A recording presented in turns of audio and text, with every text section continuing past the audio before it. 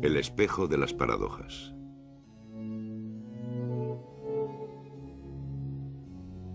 Autorretratos.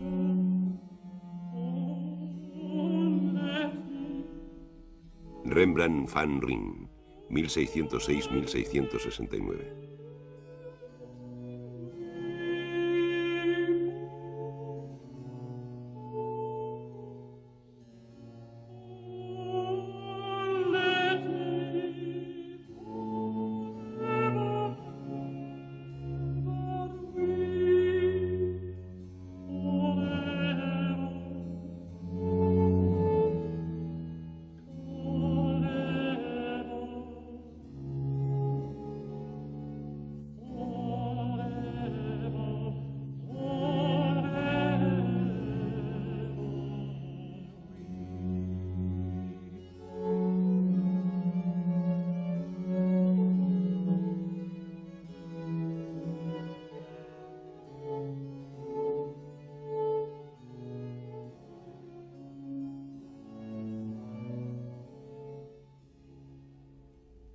...1428...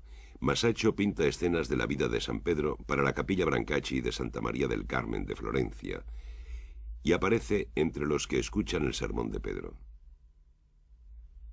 Su biógrafo, el pintor Giorgio Vasari, cuenta que hizo el retrato con la ayuda de un espejo. Medio siglo después, en una Epifanía cuyos Reyes Magos tienen los rasgos de la familia Médicis, Botticelli aparece en el borde de la escena. En la misma época, Durero se pinta en el centro del martirio de los 10.000 cristianos, o en el borde de la adoración de la Santa Trinidad. También se pinta como único protagonista. En un siglo, el pintor artesano anónimo se ha convertido en un personaje que se codea con los príncipes, osa representarse como ellos y firma sus obras. En el siglo XVI, el autorretrato se convierte en un género con todas las de la ley: Rafael, Parmigianino, Tiziano, Tintoretto. En Rembrandt, el autorretrato fue una actividad constante. Desde los 20 años hasta su muerte a los 63, el pintor dibujó, grabó y pintó su propio rostro cerca de un centenar de veces.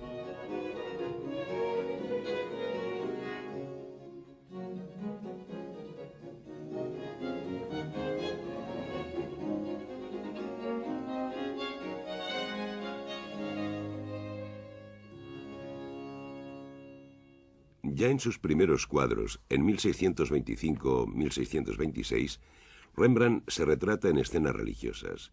En la lapidación de San Sebastián aparece entre la muchedumbre junto a su amigo el pintor Jean Le Vien. O bien realiza una escena no identificada en la historia antigua o el Antiguo Testamento. Detrás del cetro del rey aparece el joven Rembrandt. Más tarde, establecido en Ámsterdam y pronto célebre, se retrató con su esposa Saskia en traje renacentista. Rembrandt levanta su vaso riendo ante una mesa servida. El bebedor, en una taberna, con una prostituta en las rodillas, ilustra la parábola del hijo pródigo que dilapida su fortuna.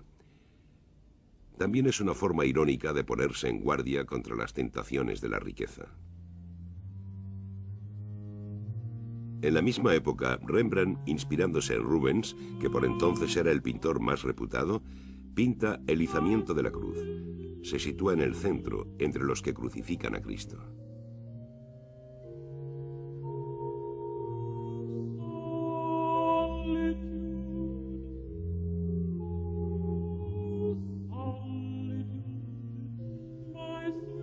La pintura de Rembrandt surge y se desarrolla en un mundo marcado por las diferentes religiones del libro. Aunque el hombre se podría considerar un libre pensador, muy alejado de las iglesias, está impregnado de tradición espiritual. Sus cuadros están llenos de ermitaños, filósofos, sabios, magos, sacerdotes, profetas y santos.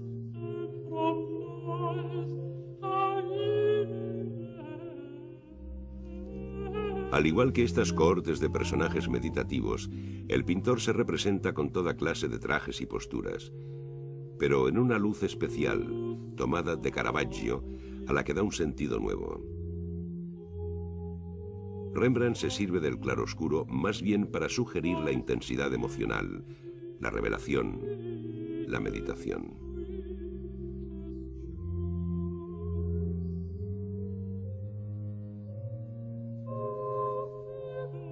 La vanidad, género muy corriente en la época, crea un espacio emblemático. Los objetos están colocados como para formar un relato moral, una cadena de meditación permanente. El autorretrato también se puede considerar como el contrapunto de la vanidad, la imagen de uno mismo que mira la vanidad.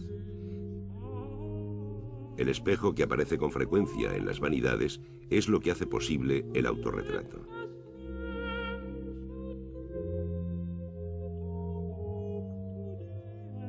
El espejo, que a partir del siglo XIV fue un objeto doméstico corriente, intrigaba a pintores y sabios. Los hombres de ciencia descubrieron en él las paradojas de la simetría y del infinito. Los pintores, las paradojas de la representación y la mirada reflexiva. Un pintor austríaco, Johannes Gumm, contemporáneo de Rembrandt, desvela el artificio. El pintor se sitúa a la vez en el eje del espejo y de la tela. Para observar su propio reflejo, tiene que volver la cabeza y los ojos, y es así como se pinta Gumm.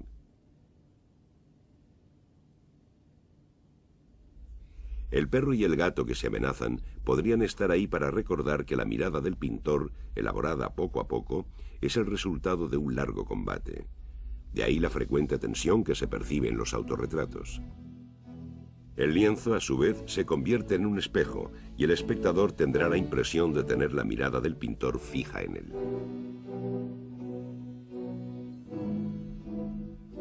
¿El espejo hace verdaderamente parecidos los retratos? Rembrandt fue representado varias veces por sus discípulos, hasta el punto de que durante mucho tiempo esos cuadros le fueron atribuidos. La cara, vista por otros, es muy parecida a la que muestran los autorretratos del pintor, pero no es exactamente parecido, porque, otra paradoja, la imagen reflejada está invertida. El lado izquierdo, pintado tal como es, aparece para el espectador como el lado derecho de una cara que tenga enfrente. Como las caras pocas veces son simétricas, la imagen del autorretrato es engañosa. Si el pintor se muestra trabajando, tiene que afrontar otra consecuencia de esta paradoja. Los diestros llevan la paleta y el bastón en la mano izquierda, mientras que con la derecha manejan el pincel. La imagen en el espejo invierte esta relación. Los pintores clásicos tenían que hacer trampa para transformar la mano izquierda en derecha. La radiografía de un autorretrato de la National Gallery de Londres revela que Rembrandt primero se pintó tal como se veía. Pero luego, el pintor prefirió borrar los instrumentos a parecer zurdo. Más adelante, los pintores no se preocuparon de esto. David, Manet, Van Gogh o Cézanne se pintan tal como se ven, y su mano izquierda se convierte en una mano derecha que sostiene la paleta.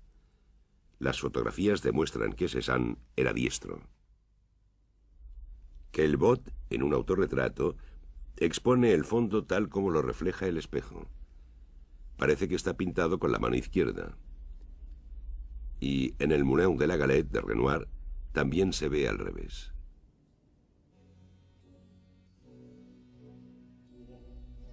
En los autorretratos de Rembrandt, el rostro, vuelto hacia el espectador, está iluminado por el lado izquierdo. Dos excepciones: el autorretrato de Washington y el de Colonia. Este dispositivo de estudio del pintor que trabaja frente a un modelo iluminado por la izquierda es el más frecuente. El pintor diestro puede distribuir sus pinceles siempre con la luz en el lado bueno del pincel. De este modo se ve bien lo que hace, sin que la sombra de la mano le moleste. Y como su modelo está iluminado por la misma fuente de luz, hay una relación directa entre las modulaciones de la imagen y los gestos del pintor. En el grabado, el principio es el mismo. La densidad de los trazos grabados en la placa de cobre indica el sombreado. Pero la tirada de la prueba sobre papel se hace por contacto, de modo que el dibujo sale invertido. Por eso la mayoría de los autorretratos grabados de Rembrandt tienen una iluminación que parece venir de la derecha. El tamaño de los cuadros varía mucho. El de Múnich tiene 15 centímetros de alto. El de la colección Frick, 1,35 m. Algunos fueron recortados por los coleccionistas. En uno de los 2 retratos ovales del Louvre se distinguen los bordes de la madera astillados y las pinceladas terminan bruscamente. El otro retrato, en cambio, tiene el biselado original. El claroscuro le impone a Rembrandt una técnica de composición más o menos constante. El pintor utiliza una preparación uniforme de claridad intermedia y tono rojizo que aparece en algunos sitios.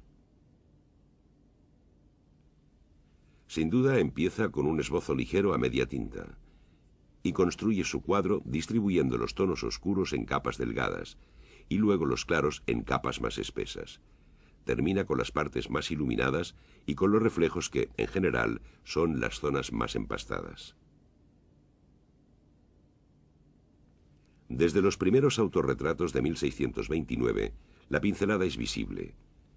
Los rizos del pelo son sugeridos por pequeñas curvas trazadas con la ayuda del mango del pincel en la pintura aún fresca.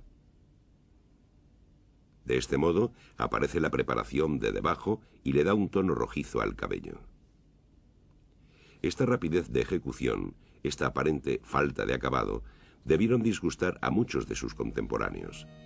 Gran parte de la cara permanece en la sombra, en contra de las reglas del retrato entonces en vigor. El espectador se enfrenta a una imagen contrastada, incompleta, que debe acabar con su imaginación. El autorretrato con bonete y cadena de oro del Louvre, pintado sobre una tabla oval de madera, es de 4 años después. La imagen está pintada sobre una preparación pardo rojiza visible en el cabello, donde incluso se ve el hilo de la madera. Sobre esta preparación, para hacer el fondo, una mano de pintura gris ligeramente translúcida. La cara, mucho más compacta, está hecha con pequeñas pinceladas muy juntas, rosa en las mejillas, amarillo alrededor de los ojos y sobre la nariz, gris en la parte inferior de la cara, verde junto a las orejas, carmín y negro para los labios. Las puntas del bigote están grabadas con el mango del pincel en el empaste aún fresco. A la izquierda, los cabellos están dibujados. Unos pequeños trazos en curva extienden un pigmento negro muy fluido sobre el fondo rojizo más claro. A la derecha, en la sombra, se utiliza el mismo negro, pero más denso.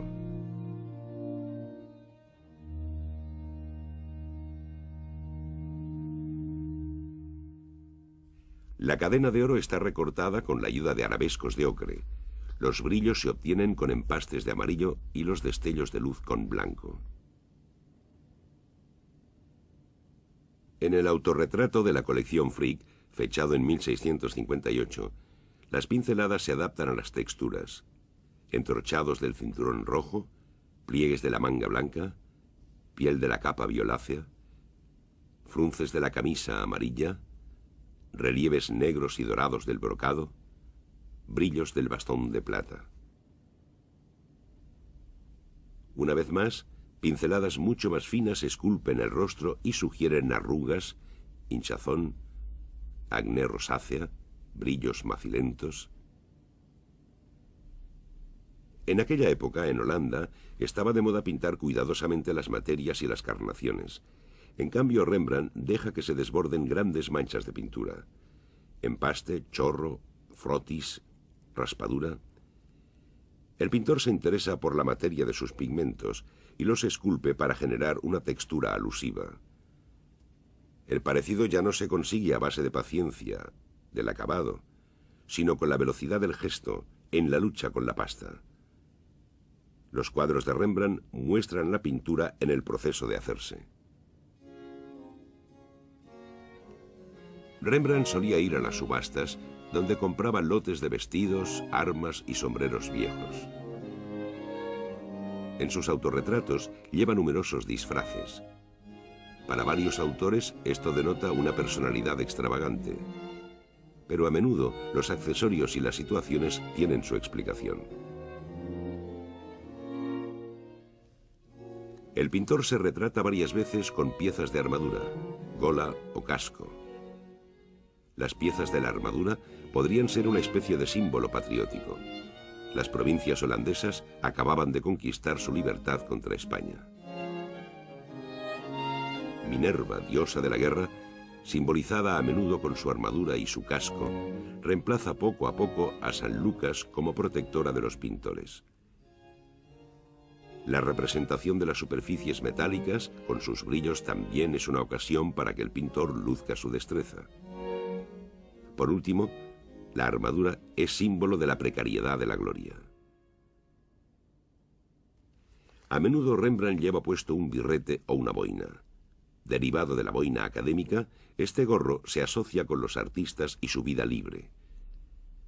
Aparece en un grabado de Lucas de Leyden, tal vez un autorretrato en el que se inspiró Rembrandt. De forma metafórica, la boina puede representar el genio artístico. La cadena de oro era la recompensa de un soberano al pintor. Tiziano había recibido una de Carlos V, Vasari de Pío V, Rubens de 3 soberanos. Rembrandt se pinta con varias cadenas de oro, pero es pura ficción porque no se relacionan con ningún soberano. El metal amarillo, con sus reflejos, también era una prueba de virtuosismo pictórico. Y el oro es un discreto recuerdo de la vanidad de las riquezas.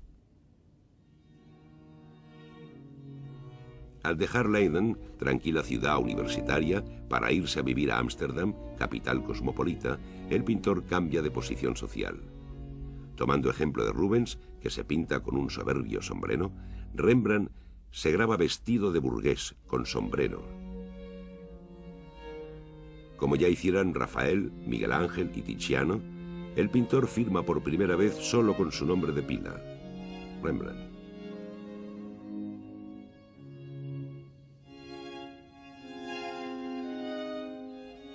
Se pinta a los 34 años con sombrero y traje negro de gorguera, como los que forman su principal clientela.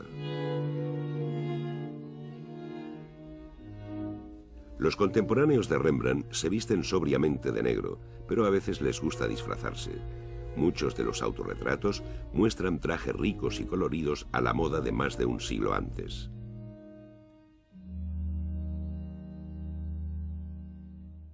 Rembrandt vio en Ámsterdam el retrato de Baltasar Castiglione, pintado por Rafael, e incluso hizo un croquis del cuadro. Seguramente vio también el retrato de Hombre de Tiziano. Los dos cuadros le inspiraron.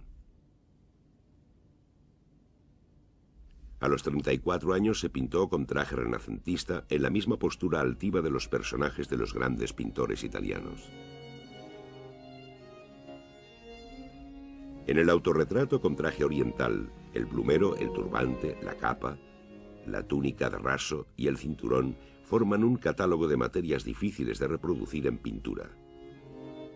El vellón del caniche, pintado más tarde, es un contrapunto irónico de estas texturas. El personaje puede estar inspirado en un rey mago de un cuadro de Rubens.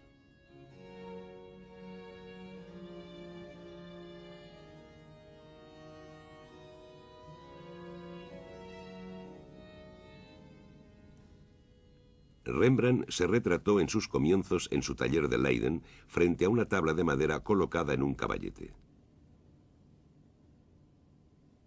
Hasta 26 años después no se volvió a retratar como artista.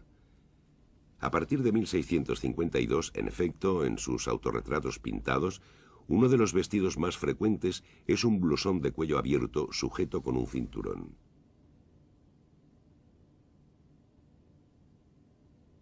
En su traje de trabajo.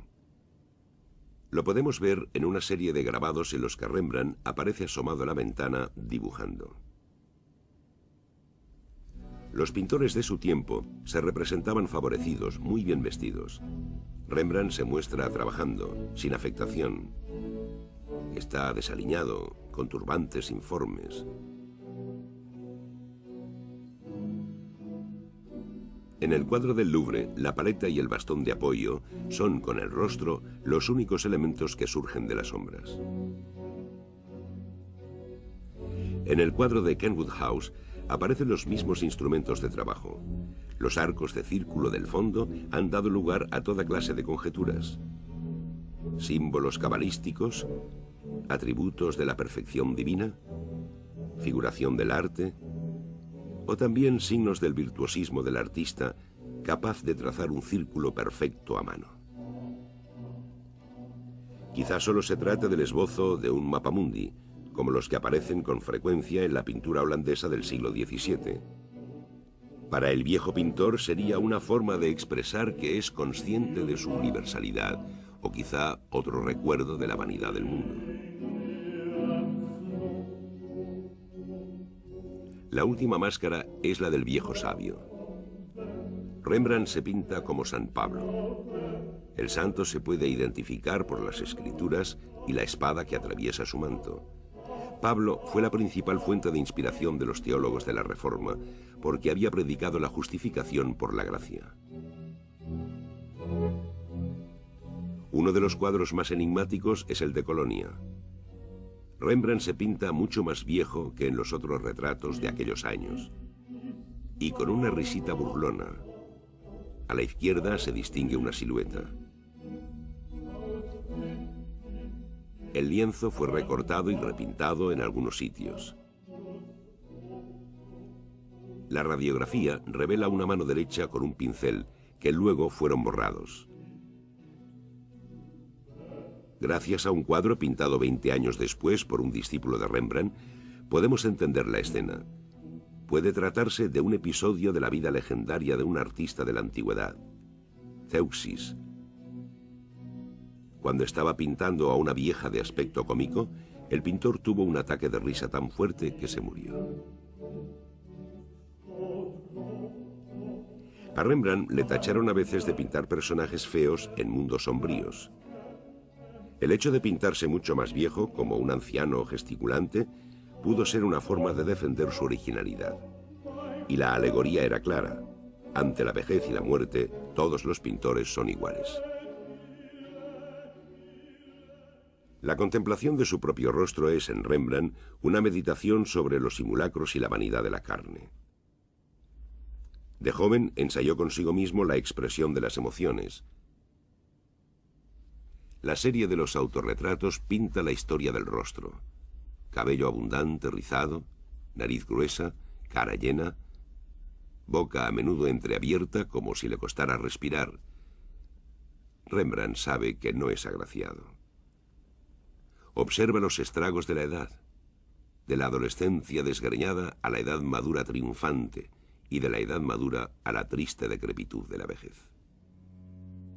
El trabajo, las vigilias de estudio, los problemas económicos, las desgracias familiares, dibujan ojeras, graban arrugas, esculpen su rostro. Estas metáforas del lenguaje corriente están tomadas del vocabulario del arte. El tiempo hace un trabajo de artista en los rostros humanos. La serie de los autorretratos es tan rigurosa como una lección de anatomía. En sus autorretratos pintados, Rembrandt a menudo tiene los ojos sumidos en la sombra, lo que en su época era señal de un espíritu perturbado y pensativo. El rostro impasible refleja la introspección, la duda, la soledad, el desvelo lúcido y desengañado. En esta repetición obstinada aparece una figura atormentada por el fin del Renacimiento europeo, por la melancolía. La teoría antigua de los 4 temperamentos distinguía entre el sanguíneo, el colérico, el flemático y el melancólico. El poeta y el pintor a menudo estaban tocados por la melancolía, una de las formas del genio. Durero había dado una imagen misteriosa de esta figura alegórica. En vida de Rembrandt, el británico Robert Burton publicó su Anatomía de la melancolía. El Hamlet de Shakespeare, las Magdalenas de Georges de la Tour, El Aristóteles, pintado por Rembrandt, son otras tantas figuras de la melancolía.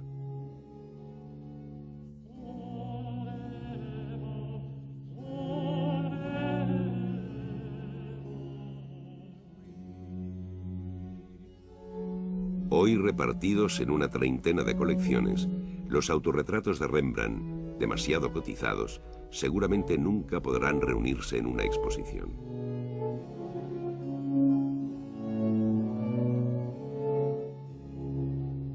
La manipulación artificial de las imágenes nos permite recrear el museo imaginario, seguir el hilo del relato. Porque estos cuadros también son una narración. Cada retrato es un eco de los otros cuadros aún sin terminar.